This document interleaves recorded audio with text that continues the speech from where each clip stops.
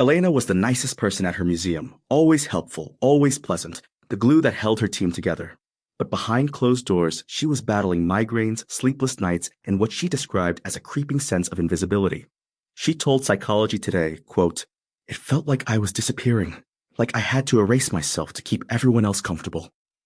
Today, we're diving into why being nice doesn't automatically earn you respect, what psychology reveals about the hidden costs of people-pleasing, and the specific behaviors that actually build genuine respect. By the end of this episode, you'll understand the difference between being liked and being respected, and have concrete strategies to stop being a pushover without becoming a jerk. Let me bring in someone who's been studying this exact phenomenon, the paradox of how our nicest intentions can sometimes work against us.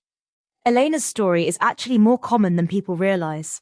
According to research from Psychology Today, individuals who score high in agreeableness, that's the personality trait associated with kindness, empathy, and cooperation, often struggle with establishing boundaries, articulating their needs, and asserting themselves when it matters most. Wait, so being agreeable is actually a problem? That seems backwards. It's not that agreeableness itself is bad, it's that over time, excessive agreeableness can lead to burnout, anxiety, and suppressed resentment. There's a big difference between being nice and being respected. Niceness may win you smiles and polite exchanges, but it doesn't always translate into real admiration. So what does translate into respect then? According to psychology research, respect is earned through consistency, strength, and the way you carry yourself in both easy and difficult situations. People remember how you handle pressure, how you set boundaries, and how you follow through on your word. Respect is less about charm and more about demonstrating reliability, competence, and integrity. That makes sense. But I'm thinking about Elena. She was reliable, she was competent. What was she missing? Boundaries. Being overly agreeable can make you appear easy to manipulate. When you clearly state your limits, whether at work, in relationships, or socially, you send a message of self-worth. Boundaries show that you value your own time, energy, and principles. Interesting. And there's another case study that really drives this home, right? Tell me about Renzo. Renzo was a 29-year-old chef in Santa Fe who took pride in being accommodating, even-tempered, and diplomatic. But in romantic relationships, he found himself repeatedly taken advantage of, unable to advocate for his own needs effectively. He told researchers, quote, "I thought if I were good enough, they'd naturally treat me well. I didn't realize I was teaching them to ignore me." Wow, teaching them to ignore me, that's a powerful way to put it. Exactly. When you never advocate for your needs, you're essentially training others that your boundaries don't matter. It's this counterintuitive thing where your kindness becomes a signal that you're not worth respecting. So what are the specific behaviors that actually build respect? Because I imagine it's not just about being mean to people. Right, it's definitely not about being mean. Research identifies 7 key behaviors. First is setting firm boundaries. People respect those who know where to draw the line. Others take note when you don't bend to every request or demand. What's the second one? Speaking with conviction. It's not just what you say, but how you say it. When you speak clearly and confidently, people are more likely to listen. Even simple statements carry more weight when delivered with steady tone and certainty. Mumbling, hedging, or apologizing unnecessarily weakens your message. That reminds me of something I read about assertiveness research. Didn't Columbia University find something interesting about the sweet spot for assertiveness? Yes. Daniel Ames and Francis Flynn found that individuals seen as either markedly low in assertiveness or as high in assertiveness are generally appraised as less effective leaders. There's this curvilinear relationship. Too little and you can't get things done. Too much and you damage relationships. So it's about finding that middle ground. What's the third behavior that builds respect? Following through on commitments. One of the fastest ways to lose respect is failing to keep your word. People remember when promises are broken, even if they don't say it aloud. Consistency builds trust, and trust is fundamental to respect. This is making me think about workplace dynamics. I saw some research from SHRM about civility in the workplace. The numbers are pretty striking. Oh yeah, the workplace civility crisis is real. According to the SHRM Q1 2025 Civility Index, there's been a 30% increase in reported instances of incivility since 2024. And here's the kicker. 56% of daily acts of incivility occur in the workplace. That's more than half. And what's the cost of all this incivility? US organizations collectively lose approximately $2.7 billion per day in reduced productivity and absenteeism due to incivility. High turnover from incivility can cost up to 3 times the departing employee's salary, and it takes an average of 54 days to fill a vacant position. So being too nice without boundaries actually contributes to this problem? In a way, yes. When people don't set boundaries or address problems directly, it can enable bad behavior. 74% of workers agree that their manager or supervisor could have done more to prevent incivility at work. Sometimes being nice means having difficult conversations. That's a really important point. Now, I want to talk about something that came up in the research. There seems to be a gender component to this whole assertiveness thing. Absolutely. The research on Serena Williams at the 2018 US Open is a perfect example. She challenged the chair umpire and was penalized a game, which is extremely rare in Grand Slam matches. But tennis bad boys like John McEnroe and Jimmy Connors had name-called, broken rackets, and even swore at officials during matches and were never docked a whole game. So the same behavior gets judged differently? Exactly. Aggressive behavior in men is often seen as decisive, forceful, ambitious, and leader-like. Aggressive behavior in women is seen as hysterical, domineering, and certainly not rewarded. Even assertive behavior in women is sometimes misunderstood to be aggressive. That's frustrating. So how do you navigate that double standard? The key is understanding the difference between assertiveness and aggressiveness. Assertiveness involves expressing yourself confidently and calmly without diminishing the other person's perspective. You can assert your opinions, needs, and boundaries while still being respectful and considerate of others. Let's get practical here. What are some specific strategies people can use to start building respect without becoming jerks? Psychology Today suggests starting with micro-conflicts. Instead of trying to make a global change overnight, start small. Disagree with a friend on a restaurant choice. Tell your colleague you can't stay late. These micro moments train your nervous system to tolerate discomfort. Micro-conflicts, I like that. What else? Use compliments with boundaries.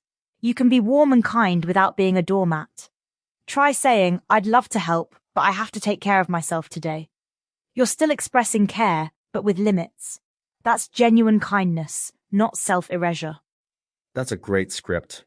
And there was one more strategy that really stuck with me. Ask yourself, who benefits from my silence? This is a deceptively simple question that can serve as a gut check. When you choose not to speak up, who is gaining and at what cost to you? That's powerful. It really makes you think about the hidden dynamics in relationships. Exactly. And here's something interesting. Research shows that people who engage with complex moral narratives, who can understand different perspectives, actually show higher emotional intelligence. The same skills that help you set boundaries also help you navigate complex social situations. So it's not about becoming cold or uncaring. It's about becoming more sophisticated in how you relate to people. Right. And there's actually research showing that agreeableness can be beneficial in certain contexts. A study on work engagement found that when either one or both members in a work dyad have high agreeableness, it can facilitate positive emotional crossover between colleagues. Interesting. So it's not that agreeableness is bad. It's about when and how you deploy it. Exactly. The research shows that agreeable individuals are cooperative and flexible, making them valuable team members. But they need to balance that with the ability to advocate for themselves and set boundaries when necessary. Let's talk about leadership for a moment. Richard Branson has some interesting thoughts on this balance, doesn't he? Yes. Branson says nobody responds badly to kindness, and he calls it the foundation for all good leaders. But he also emphasizes that you can't be an inspiring leader unless you're willing to roll up your sleeves and do anything you would ask your team to do, especially when things don't go to plan. So even kindness needs to be backed up by action and authenticity. Absolutely. And according to recent leadership research, strong leadership in 2026 means inspiring teams with vision, fostering trust, and adapting to change while making decisive choices. It's about emotional intelligence, adaptability, and a commitment to continuous growth. I want to circle back to something that really struck me about Elena and Renzo's stories.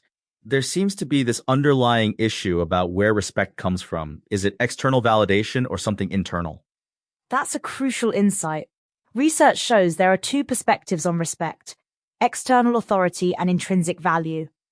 When respect is derived from positions, titles, or external validation, people often gauge their self-worth based on external feedback.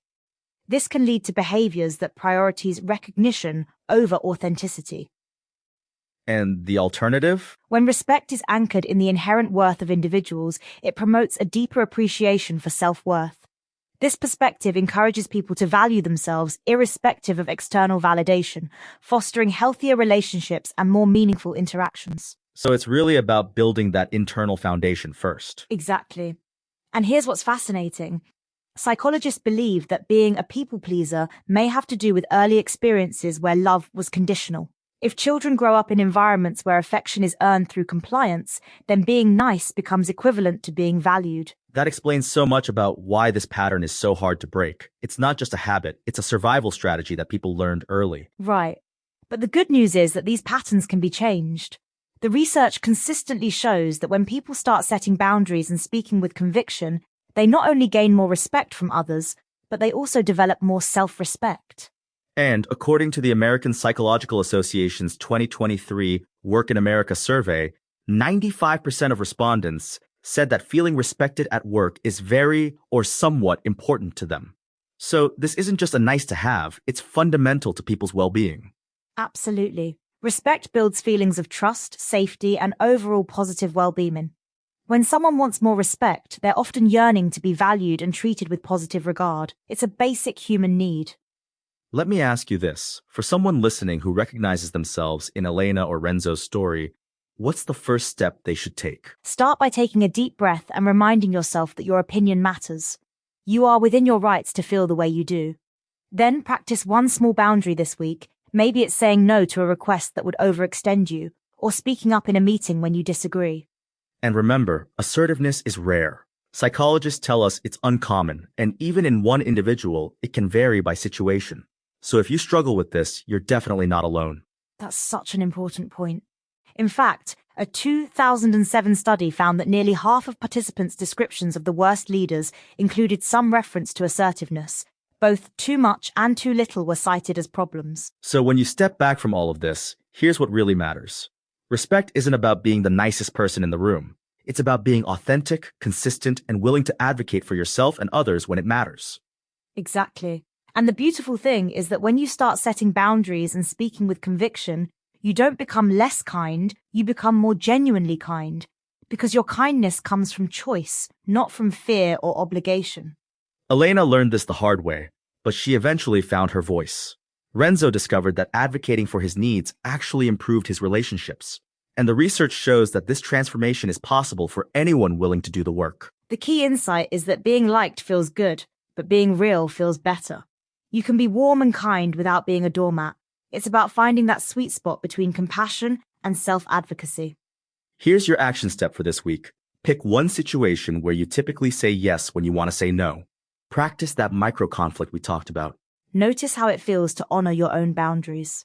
And remember Elena's words. She felt like she was disappearing because she was erasing herself to keep everyone else comfortable. But here's the thing.